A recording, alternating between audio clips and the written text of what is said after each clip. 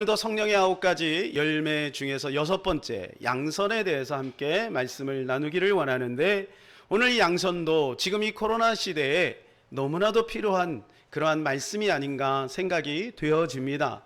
우리뿐만 아니라 모든 사람들이 이것을 기다리고 또 우리 안에서도 이것들이 필요한 그러한 시대가 아닌가 생각이 되어집니다. 먼저 우리 성령의 9가지 한번 확인해 보도록 하겠습니다. 에어보겠 시작. 사랑과 희락과 화평과 오래 참음과 자비와 양선과 충성과 온유와 절제. 그 중에 오늘은 양선입니다. 자, 이 양선 하면 사람들이 일단 단어적으로도 조금 와닿지 않죠.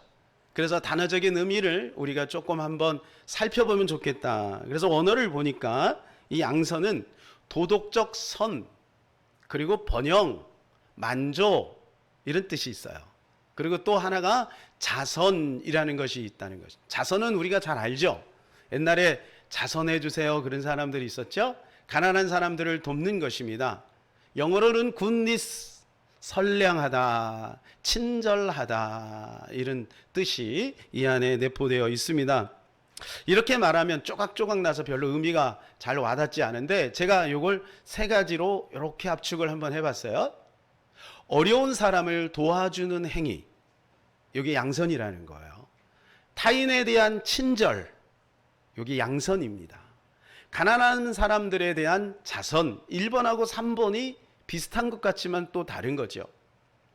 옛날에 목도리녀라고 있었죠, 그죠? 그러한 것들이 1번에 속하는 거죠. 길거리 가다 어려운 사람들이 있으면 도와주는 거, 그런 거. 3번은 물질적인 또 그런 헌신이라고 볼 수 있겠습니다. 자, 우리가 다른 사람에게 양선을 해야 되는데, 다른 사람들이 어떻게 양선을 할 수 있을까요? 먼저 우리가 양선의 근원 대신 하나님 안으로 들어가야 됩니다. 왜냐하면 그 하나님 안에서 선한 것이 있기 때문에. 그래서 이사야서 보게 되면 우리의 의는 더러운 옷과 같다 이렇게 말씀하고 있어요. 즉 우리가 우리 안에서 행하는 모든 선, 의로운 것들은 오염이 되어 있다라는 것이죠. 그래서 먼저 우리는 하나님의 선하심을 맛봐 알아야 되는 것입니다. 성경은 우리에게 이렇게 말씀해 주고 있죠. 시편 136편 1절과 시편 34편 8절을 연속으로 읽어보겠습니다. 시작. 여호와께 감사하라. 그는 선하시며 그 인자하심이 영원함이로다. 잠깐만요. 하나님은 어떻다고요? 선하시다. 한번 따라서 하나님은 선하시다. 하나님은 선하신 분이에요. 여기 선이라는 것은 뭐냐면 영어로 굿입니다. 굿. 좋다. 좋은 분이에요. 그래서 우리 찬양하죠. 좋으신 하나님 찬양하지 않습니까? 하나님은 좋으신 분. 하나님은 악이 아니에요. 하나님은 선이에요. 네. 그리고 시편 34편 8절 시작. 너희는 여호와의 선하심을 맛보아 알지어다. 그에게 피하는 자는 복이 있도다. 자, 하나님은 선하신데 이제 우리가 그 선을 맛봐야 하는 거예요. 된장을 맛보고 고추장을 맛보고 음식을 맛보듯이 하나님의 선하심을 맛봐야 되는 것입니다. 그걸 레마라고 합니다. 로고스는 둥둥 떠 있는 거예요. 진리는 오래전부터 있었습니다. 그것이 나에게 오는 것, 이것이 레마입니다. 하나님의 선하심을 맛보는 거죠. 근데 그 선하심을 맛볼 때 어떻게 맛볼 것인가? 오늘 뭐라고 되어 있냐 하면 피하라. 그에게 피하라 이렇게 말씀. 하나님의 선하심을 맛보려면 어떻게 해야 되냐? 그에게 피해야 되는. 이거는 원어가 무슨 뜻이냐 하면 피난 가라 그 말이에요. 우리 인생의 고달픈 자리, 인생의 전쟁, 인생의 수레바퀴, 이곳에서 피난 가라는 거 어디로요? 안전한 곳으로 피난 가라. 그 피난 가야 된다는 거예요. 우리 장소적인 피난이 아닙니다. 영혼의 피난입니다. 정신의 피난입니다.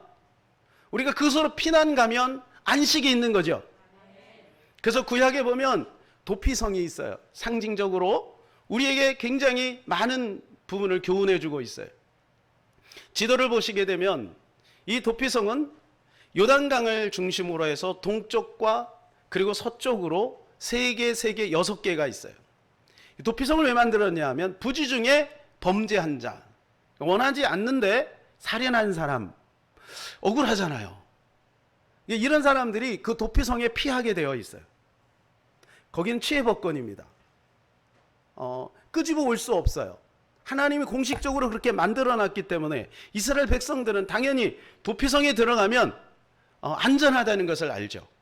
그러나 그가 잘못했을 때는 재판을 받아야 되는 거지만 부지 중에 살인했을 때는 글로 피할 수 있는 거예요. 이 도피성은 신약 성경에 와서 바로 예수 그리스도를 뜻하는 거죠. 피난처 대신 예수. 우리가 그 안에 들어가면 안전한 거예요. 우리는 연약해 실수합니다. 넘어집니다. 마음으로 살인합니다. 마음으로 도둑질합니다. 마음으로 음란합니다.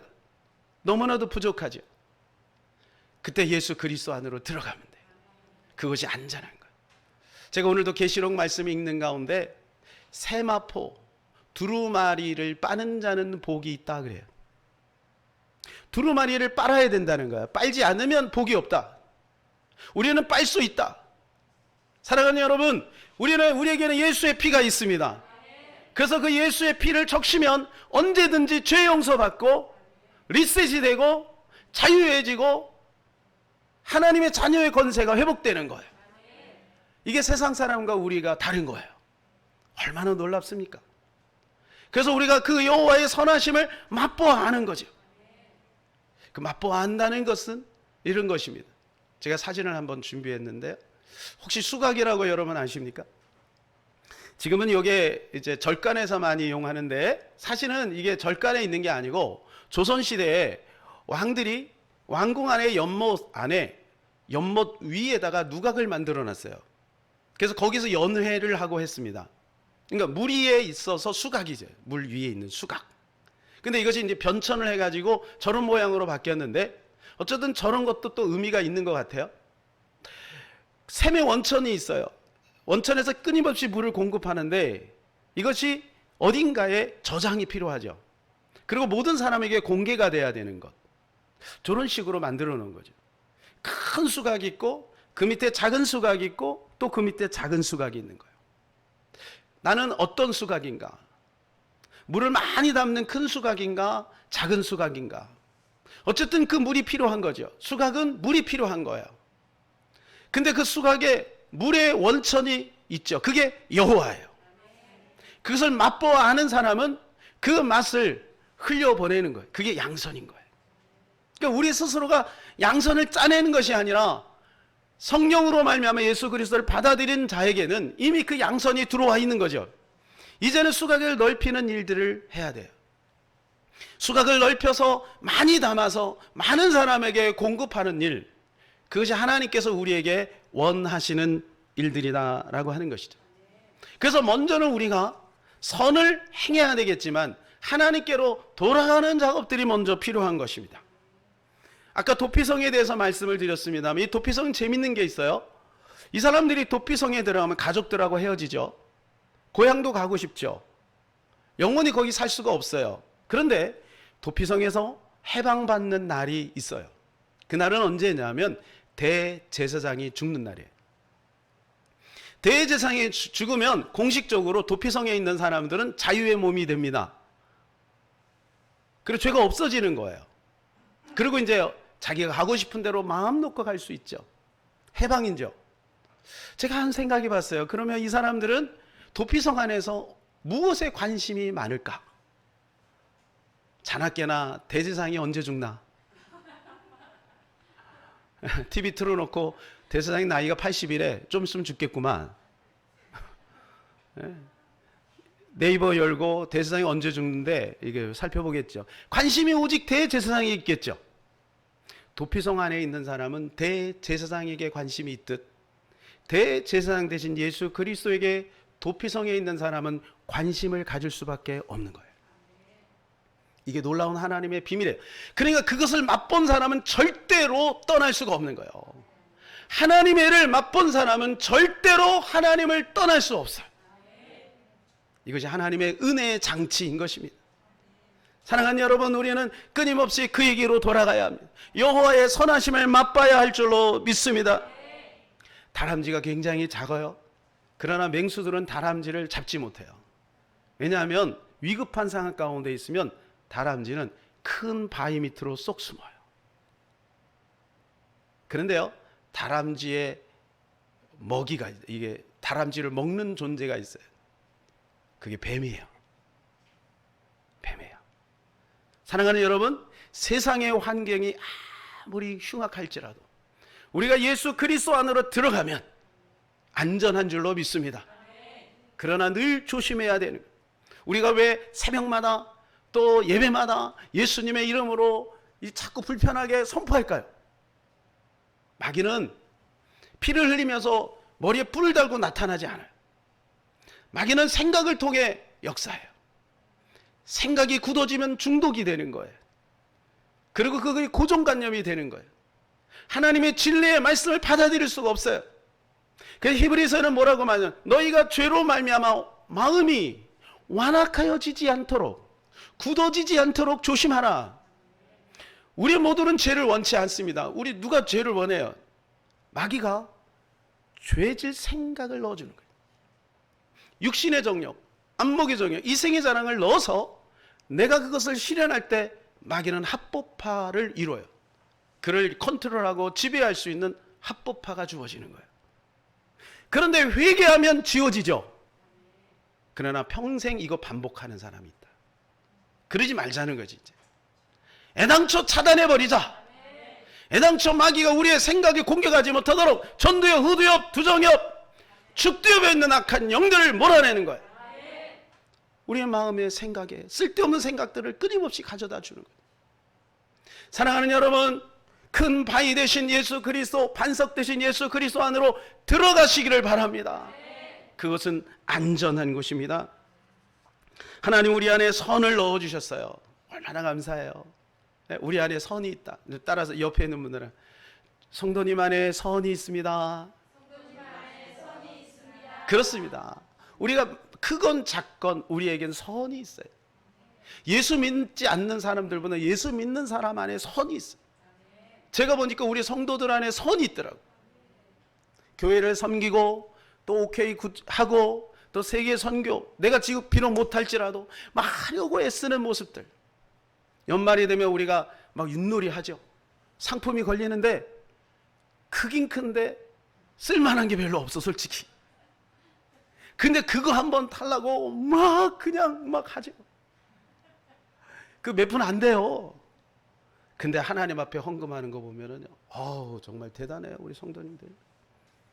그 믿음의 헌금이 얼마나 큰지 몰라요. 있어서 하는 게 아니잖아요. 우리 성도님들은 그 안에 선이 있어요.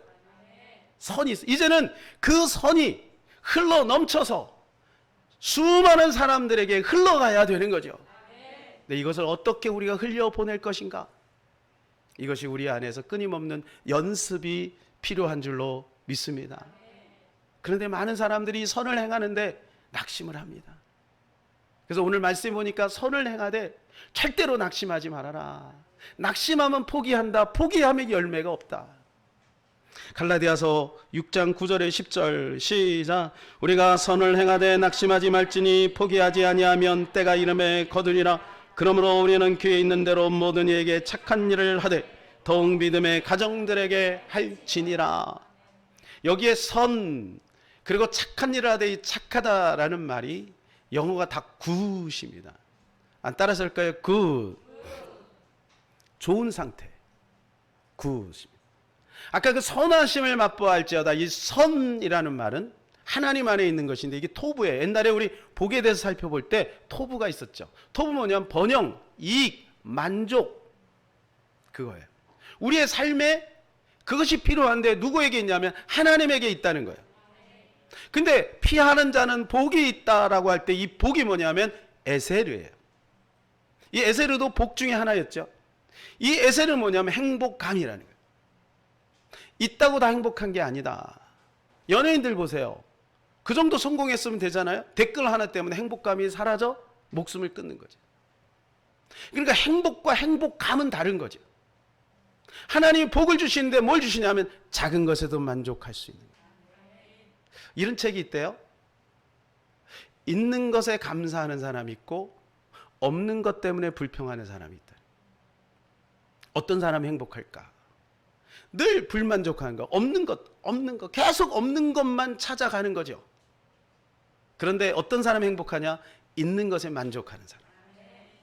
우리 사랑하는 귀한 성도님들은 있는 것에 만족하는 복된 사람들 되시기를 바랍니다.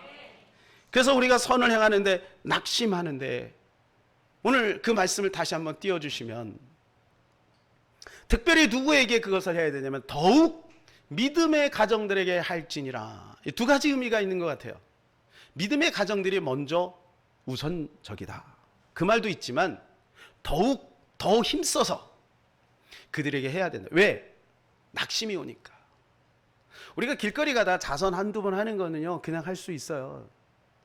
그런데 우리 가족들에게, 우리 성도들에게 지속적으로 내가 손해보고 용서하고 또 다가가고 또 그에게 선을 베푸는 것이 쉽지가 않아요.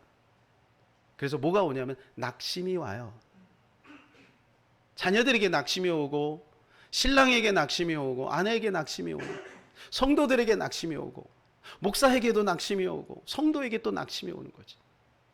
그러니까 낙심하니까 사람들이 포기한다는 거죠. 포기하니까 뭐가 없냐? 열매가 없는 거예요. 이번 주에 우리 청년들하고 제자 새벽 예배를 드리면서 하나님께서 귀한 영상을 우연하게 발견케 해주셨어요. 노태권 최원숙 씨의 부부에 지금 65세시더라고요. 굉장히 연로하셨지만 얼마나 행복한 가정을 꾸리는지 몰라요. 이 노태권 씨가 어떤 분이냐 하면 이 노태권 씨는 워낙 아주 괜찮은 집에서 살았어요. 그런데 이 노태권 씨는 난독증이 있어요. 난독증이 그냥 뭐 대충 있는 게 아니라 어마어마하게 심해요. 1억 명 중에 1명 있을까 말까 한 난독증. 그러니까 글씨가 어떤 것은 크게 보이고 어떤 것은 뒤집혀 보이고 어떤 것은 안 보이고 어떤 것은 커 보이고. 그러니까 어릴 때 바보라는 소리를 들으면서 살았어요. 아버지가 시청의 공무원이었는데 이 태권이만 오면 너는 바보다. 그럼 나중에 결혼하는데 결혼도 못하게 말렸어요. 바보하고 결혼하면 안 된다. 또 바보가 나오니까. 근데 하나님이 천사를 보내주셨어요. 최원숙 여사님을 보내준 거예요. 은행원이었어요. 그런데 어떻게 눈이 확 뒤집혀가지고 그 막노동꾼을 사랑하게 된 거예요. 15일 만에 결혼했어요. 기적이죠. 그 별명이 뭐냐 하면 바보 온달과 평강공주예요. 사업을 했는데 실패합니다. 그래서 이 부인이 가만히 보니까 우리 남편이 왜 자꾸 사업에 실패를 하고 막노동을 그렇게 힘든 일만 할까? 못 배워서 그렇다. 근데 배울 수가 없잖아요. 난독증이니까. 그래서 이 부인이요 결심을 해요. 내가 우리 남편을 내가 가르치리라. 그분은 많이 배웠으니까. 그래서 그때부터 6년 동안을 가르치는데요. 새벽 12시까지 식당에서 일하고 1시에 도착하면 다시 세수하고 머리를 쪼매고 그리고 남편을 5시까지 공부를 가르치는 거예요. 남편도 하루 종일 일하고 왔잖아요. 얼마나 피곤해요. 사진 한번 보여주세요. 피곤하고 졸리면 저렇게 일어서서 공부를 하는 거예요. 근데 여러분 놀라지 마세요. 놀래도 괜찮아요. 2006년도에 이분이 수능 모의고사를 보는데 연속 7회 만점을 받아요. 그래갖고요 아내가 당신은 이제 이 정도면 됐어. 그러니까 미국에 가서 유학을 해서 그 공부한 시기가 언제냐면 43살. 6년 지나면 거의 50대죠. 그때 수능을 본 거예요. 가능성을 발견하고 당신 지금도 듣지 않았으니까 국제 변호사가 되면 좋겠다. 근데 문제는 자식들에게 있는 거예요. 이 두 아들이 하나는 게임 중독에 빠지고 하나는 아토성 피부염 때문에 온몸이 만신창이가 된 거예요. 그러니까 부모님에게 미안해서 그런 건지 얘네들이 매일같이 속여서 성적표를 가지고 온 거예요. 그런 줄 알았는데 엄마가 알았으면 엄마가 그 아이들을 수정했을 텐데 그냥 방치해 둔 거예요. 공부 잘하는지 알고. 나중에 보니까 이 아들이 공부 완전히 때려친 거예요. 아버지가 이제 갈 수가 없는 거죠. 결심을 합니다. 이 두 아들을 내가 가르치리라. 그래서 이를 악물고 잠도 안 자고 그렇게 가르쳐요. 그런데요, 이 큰아들이 2년 반 만에 서울대에 합격합니다. 그것도 4년제 장학생으로. 여러분 자녀들은 다 하버드 다니시죠? 학원 안 다녔어요. EBS 교재 가지고 가르쳤어요. 둘째 아들은 시간이 조금 더 걸려요. 그래서 한양대 갔다 결국은 서울대 4년 장학생으로 다시 들어가요. 두 아들이 서울대 학생들이 됐어요. 대단하죠? 학원 간 거 아니에요. 가야 한 거 아니에요. 난독증이 있는 인생을 포기했던 아버지가 가르친 거예요. 여기서 누가 선을 행했습니까? 그 부인이 그 십수년을 희생하지 않았다면 그 가정은 열매가 없었을 겁니다. 참 위대하지 않습니까? 근데 위기가 닥쳤어요. 그게 올해 8월 달인가 위기가 닥쳐요. 아이콘택트라고 하는 프로가 있는데요. 이 아이콘택트 채널 A에서 1년에 한 번씩 인꼬 부부를 대상을 이렇게 주는 게 있어요. 그래서 2019년도에는 사진을 보여주면 최수정 부부가 인꼬상을 받았어요. 인꼬 부부상. 근데 올해는 이 부부가 받은 거예요. 근데 이 부부가 이 받는 그것을 이제 촬영을 하는 가운데 갑자기 이 최원숙 여사가 너무나도 엄청난 선전포고를 해요. 당신하고 이혼하고 싶다는 거. 그죠? 나도 왜 그런지 모르겠어요. 지금까지 헌신했는데. 이유는 뭐냐면 이 남편이 이제 자녀들 좀 되고 그러니까 사업을 연 거예요. 그러니까 이분 성격은 뭐냐면 불도저야. 한 번 하는 거 끝까지 해내는 사람이야.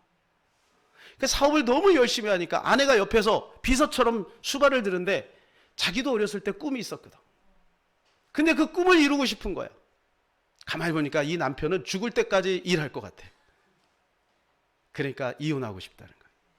단 1년만 안식년을 주면 내가 당신하고 1년 동안 내 꿈을 이루고 그냥 살게요. 그랬더니 이분이 고민을 하다가 노태권 씨가 알았다고. 내가 1년 동안 내 사업을 접고 당신을 위해서 외조하겠다. 얼마나 아름답습니까? 한 여인의 희생이죠. 한 여인의 헌신이 이것을 통해 열매가 맺혀졌어요. 사랑하는 여러분, 우리가 선을 행하다 보면 낙심이 있어요. 대부분 많은 사람들이 포기해요. 그래서 열매가 없는 거예요. 우리는 끝까지 하나님이 주신, 우리 안에 주신 이 선을 위하여 믿음으로 달려갔으면 좋겠습니다. 그래서 하나님께서 오늘 우리에게 이렇게 말씀해 주고 있어요. 마태복음 5장 16절 시작. 이같이 너희 빛이 사람 앞에 비치게 하여 그들로 너희 착한 행실을 보고 하늘에 계신 너희 아버지께 영광을 돌리게 하라. 주님이 이것을 원하시는 거예요. 하나님의 자녀들에게 너희의 착한 선행을 보면서 믿지 않는 사람들이 나의 영광을 돌렸으면 좋겠다. 어느 시골 교회 성도 중에 한 분이 이제 돼지를 키웠습니다. 어느 날 목사님에게 다가와서 상담을 요청해요. 목사님, 큰일 났어요. 우리 집에 돼지 5마리 있는 거 알죠? 근데 이 돼지가 옆집에 들어가고 밭을 다 헤쳐버렸어요. 저는 양심껏 제가 보상을 하려고 하는데 이 주인, 이 옆집 이 사람이 말을 안 들어요. 그 돼지들을 다 달래는 거예요. 너무 억울해요. 어떻게 하면 좋겠어요? 그랬더니 목사님이 이렇게 말합니다. 성도님, 그냥 그 이웃에게 해달라는 대로 해주세요. 아, 목사님 그래도 그렇죠. 이건 우리의 재산인데요. 아니에요. 하나님은 자기 백성을 절대로 손해보게 하시는 분이 아닙니다. 이웃과 싸우지 말고 그냥 돼지를 주세요. 이 성도님이 착해요. 목사님 말씀 듣고 그냥 돼지를 줬어요. 이 돼지 5마리가 간지 얼마 되지 않아서 이 돼지가 새끼 돼지를 낳았어요. 근데 무려 한 마리당 18마리를 낳았어요. 그럼 90마리 거의 100마리예요. 그러니까 그 집 앞을 지나갈 때마다 너무 힘든 거예요. 꿀꿀꿀꿀꿀 그러니 저기요 내 건데 얼마나 속상하겠어요. 그런데요 이제 며칠이 안 지나 몇 달이 안 지나서 이분이 막 목사님한테 헐레벌떡 달라오더니 막 그러는 거예요. 목사님 역시 하나님은 자기 백성을 손해보게 하지 않으시네요. 아니 무슨 얘기예요? 그랬더니 글쎄 말이야, 그 집 있잖아요, 그 집. 그 집에서 키우는 그 황소 3마리가 우리 집 밭을 헤쳐버렸어요. 그 황소는 이제 우리 거예요. 이미 가지고 와버렸어. 근데 목사님 보세요. 잠깐만요.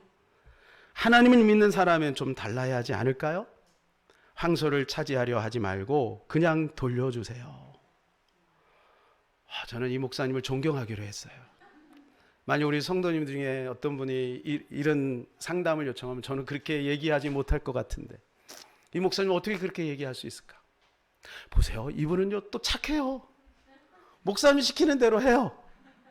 그래서 그거를 돌려줬어요. 그런데 그 주인 입장에서 어떻게 되겠어요? 머리에다가 숯붓을 얹어놓은 거예요. 불편한 거예요. 그랬더니요, 자기가 기르고 있었던 그 돼지 새끼들까지 다 돌려보냈어요. 6개월 동안 토실토실 살찌워서. 오늘 주님께서 말씀하십니다. 너희가 선을 행하되 끝까지 포기하지 말아라. 그것이 감정의 손해이든 물질의 손해이든 상황의 손해이든 관계의 손해이든 그렇게 하라는 거지. 그러면 결국 승리하게 된다, 그 말인 것입니다.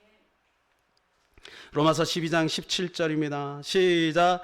아무에게도 악을 악으로 갚지 말고 모든 사람 앞에서 선한 일을 도모하라. 모든 사람 앞에서 선한 일을 도모하래요. 그래서 지난주에 우리가 자비에 대해서 살폈는데요, 이 자비와 양선의 차이를 우리가 좀 살펴볼 필요가 있어요. 자비는 이런 뜻이래요. 다른 사람의 행복에 대한 진지한 갈망, 측은지심이죠. 안 됐다, 불쌍하다, 어떡하나, 이런 마음이죠. 근데 양선은 뭐냐면 그러한 행복을 증진시키고자 다각적으로 벌이는 활동이래요. 지난주에 자비에 대해서 말씀하면서 사랑의 수고에 대해서 말했습니다. 그죠? 사랑은 피곤을 겸한 노동이에요. 사랑의 수고는. 그게 사랑한다라고 하는 거죠. 그러니까 양선이 사랑의 수고에 가깝지 않나 생각이 되어집니다. 하나님 우리가 이 양선하면서 살기를 원하세요. 그래서 히브리서 13장 16절에 이렇게 말씀합니다. 시작. 오직 선을 행함과 서로 나누어 주기를 잊지 말라. 하나님은 이 같은 제사를 기뻐하시느니라.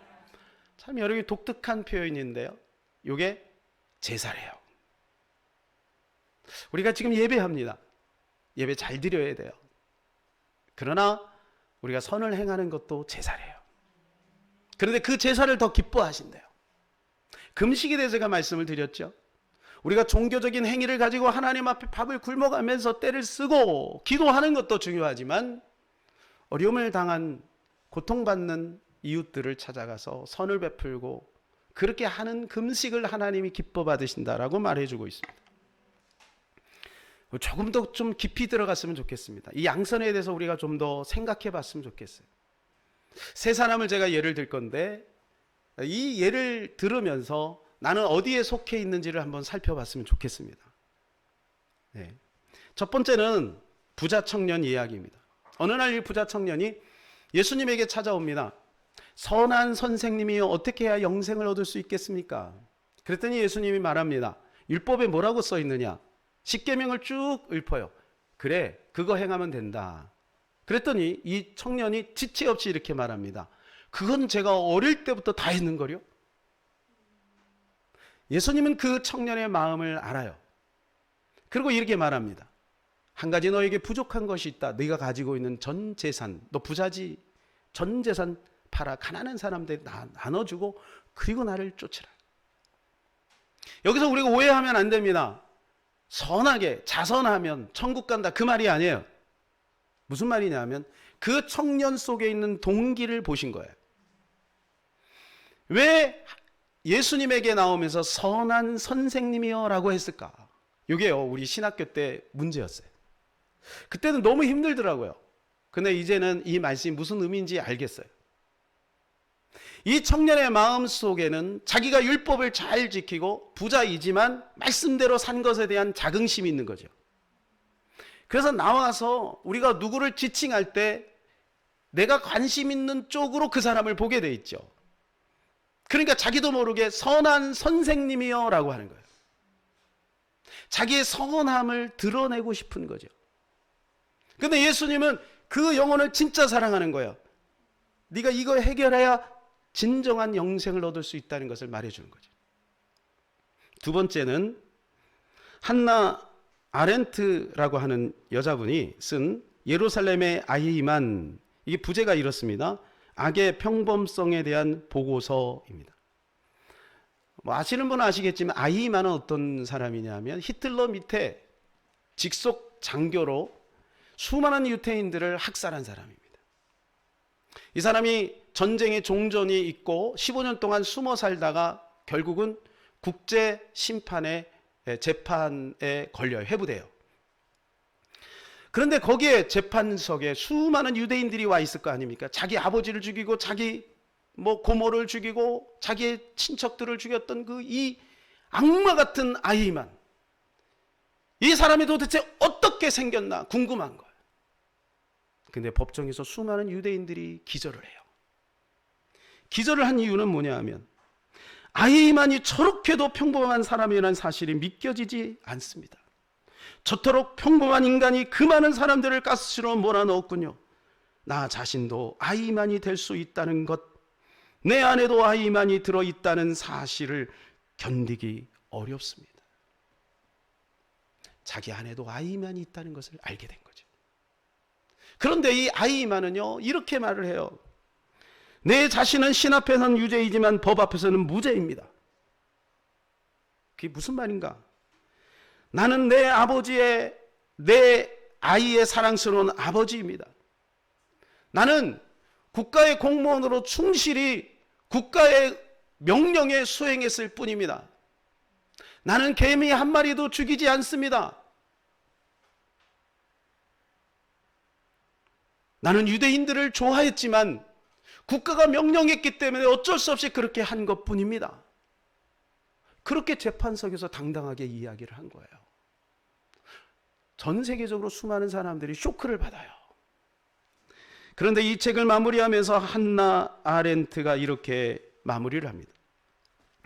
아이만은 자신의 개인적인 발전을 도모하는데 각별히 근면한 것을 제외하고는 어떠한 동기도 갖고 있지 않았다. 그리고 이러한 근면성 자체는 결코 범죄적인 것이 아니다. 그는 상관을 죽여 그의 자리를 차지하려고 살인을 범하려 하지는 않았을 것이다.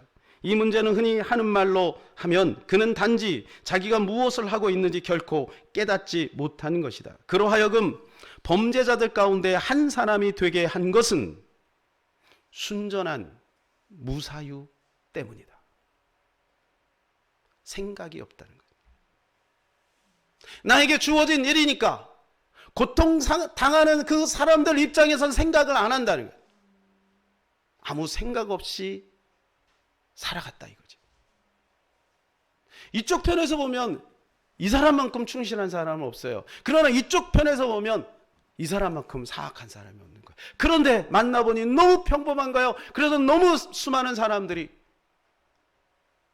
충격을 받은 거죠. 생각 없는 착함.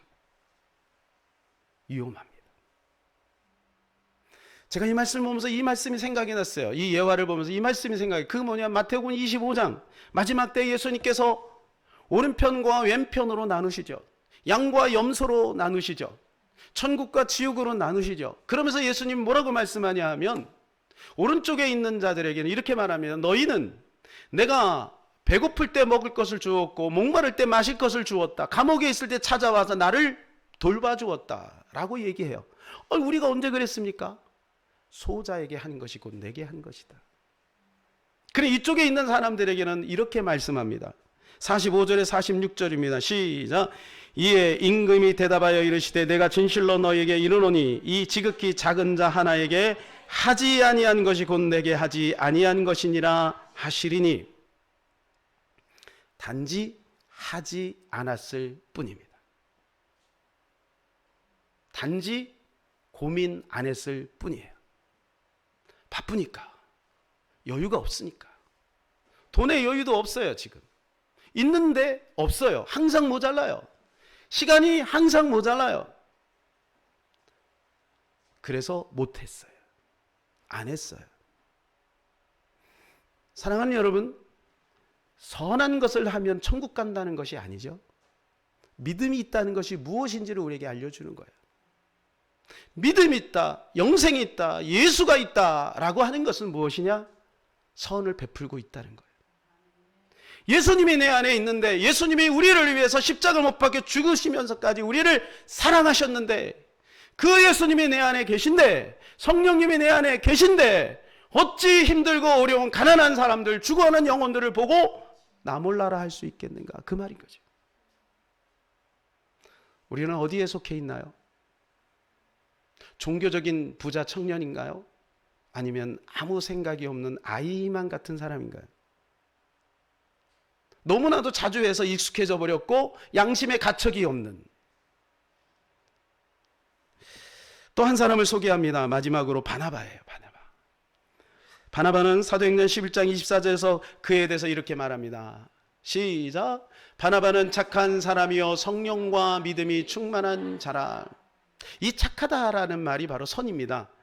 그래서 영어로 굿입니다. 굿맨이에요. 굿맨, 좋은 사람. 근데 바나바가 이 11장에서 무엇을 얘기하면서 이것을 말해주고 있냐면, 지금 사울이 구장에서 회개했습니다. 사울은 어떤 사람인가요? 예수 믿는 사람을 잡아다 가두고 심지어는 죽이는 아주 사악한 존재였죠.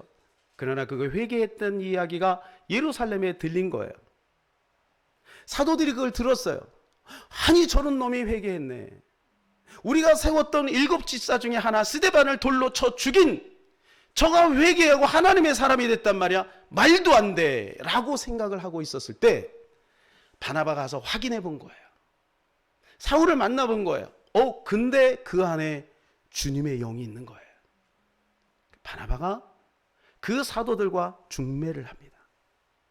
그리고 사울의 시대가 열리기 시작하죠. 하나님께서 사도행전을 써나가기 시작하죠.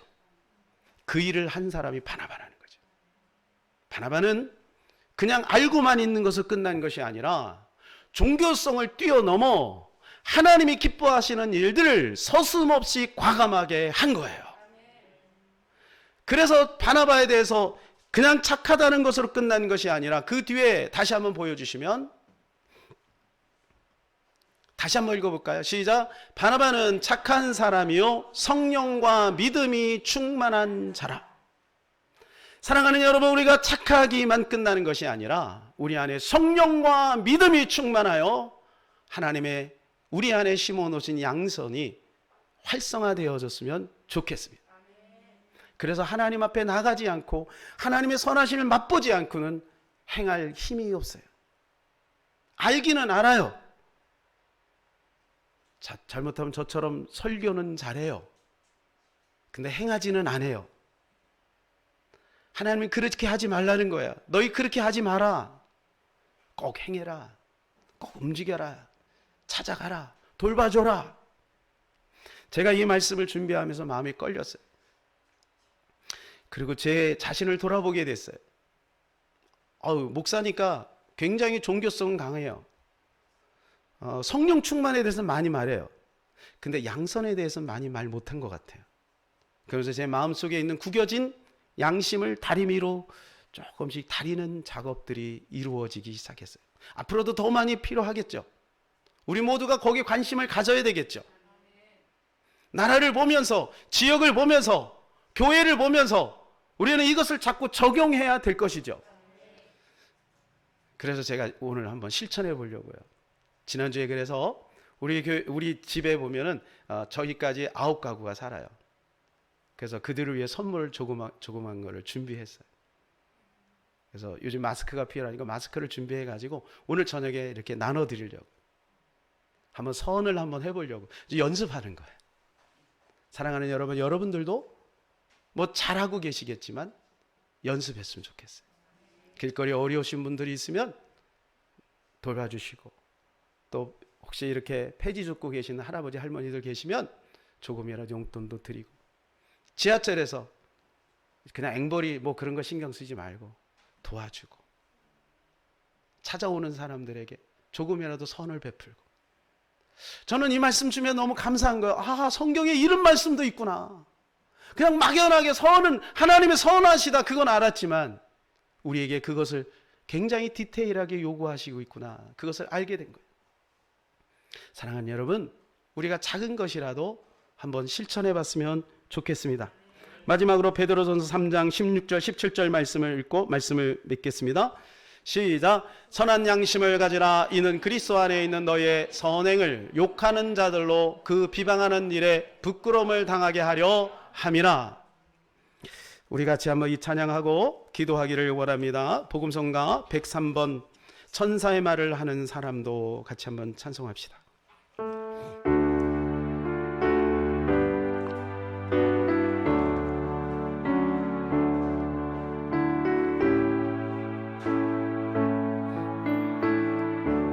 천사의 말을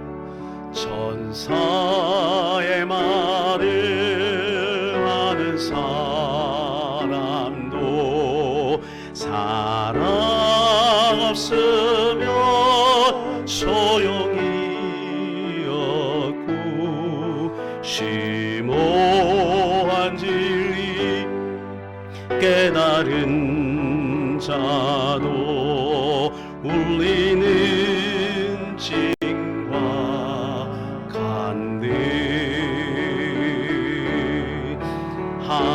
하나님 말씀 전한다 해도 그 무슨 소용 있나. 사랑 없으면 소용이 없고 아무것도 아닙니다. 진리를 보고 기뻐합니다. 무례와 사심 품지 않으며 모든 것 믿고 바라는 사람 모든 것 덮어주네.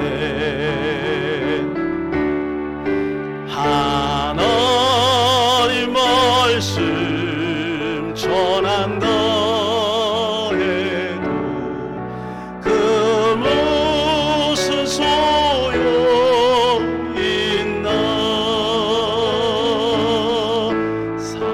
사랑 없으면 소용이 없고 아무것도 아닙니다. 지금은 이미 하게 보이나 그때는 주를 맞대고 보리. 하나님 나를 알고 계시듯 우리도 주를 알리. 하나님 말씀 전한다 해도 그 무슨 소용 있나. 사랑 없으면 소용이 없고 아무것도 아닙니다. 어떤 외국에 있는 목사님이 천국을 갔다 오셨어요. 천국에 가니까 첫 번째 예수님이 한 사람 한 사람에게 질문을 하는 내용이 있대요. 그것은 뭐냐? 사랑을 배웠느냐?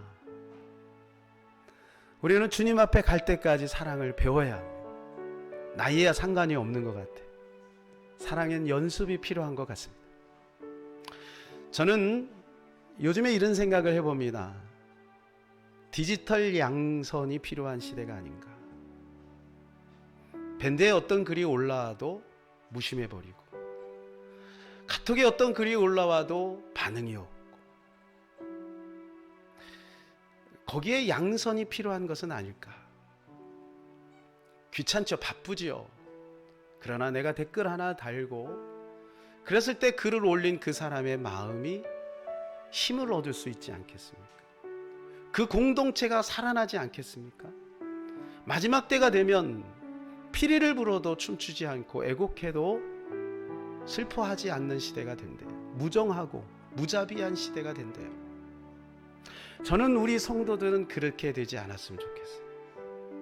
작은 것에도 리액션하고 같이 기뻐하고 같이 슬퍼할 수 있는 그런 공동체가 되면 좋겠다는 생각이 듭니다. 우리가 멀리 가서 선교하는 것도 귀하지만 우리 사랑하는 가족들과 성도들을 측은한 마음을 가지고 측은지심하고 돌봐주고 나눠주고 댓글 하나 다는 거, 주님이 혹시 그거 원하지 않으실까? 저는 이런 생각을 한번 해보았습니다. 사랑하는 여러분, 저처럼 제가 말씀을 잘 전하는 것이 아니라 말씀을 열심히 전하는 것이 무슨 의미가 있겠습니까? 그렇게 살자고 하는 것이죠.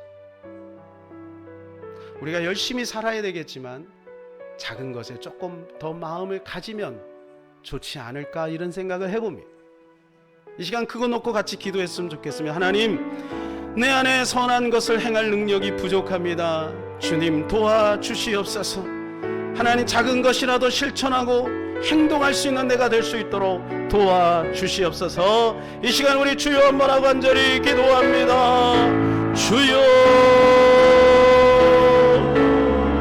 살아계신 하나님 아버지, 우리 안에 선한 것을 행할 능력이 없음을 고백합니다. 우리 안에 있는 모든 선함이 너무나도 오염되어 있음을 고백합니다. 그러나 우리 주 예수 그리스도를 바라봄으로 말미암아 그분의 마음을 닮아가기를 원합니다. 한 가지라도 우리가 작은 것이라도 실천하고 하나님 희생하고 헌신하기를 원합니다. 하나님 끝까지 인내하기를 원합니다. 선을 행하되 낙심하지 말지니 때가 이르면 거두리라고 말씀해 주셨으니 천국에서 열매 맺을 때까지 포기하지 말고 이 길 가게 하여 주시옵시고, 하나님 아버지, 사람에게 인정받지 못한다 할지라도 포기하지 말고 끝까지 달려가 당대의 열매 맺기를 원합니다. 주님 앞에 섰을 때 잘했다 칭찬받기를 원합니다. 사랑의 수고를 쉬지 않는 우리 귀한 성도들 축복하여 주옵시고, 저들의 삶의 기업의 가정의 자녀 가운데 교회 가운데 아름다운 열매 맺혀지게 축복하여 주옵소서. 예수님의 이름으로 기도하옵나이다. 아멘.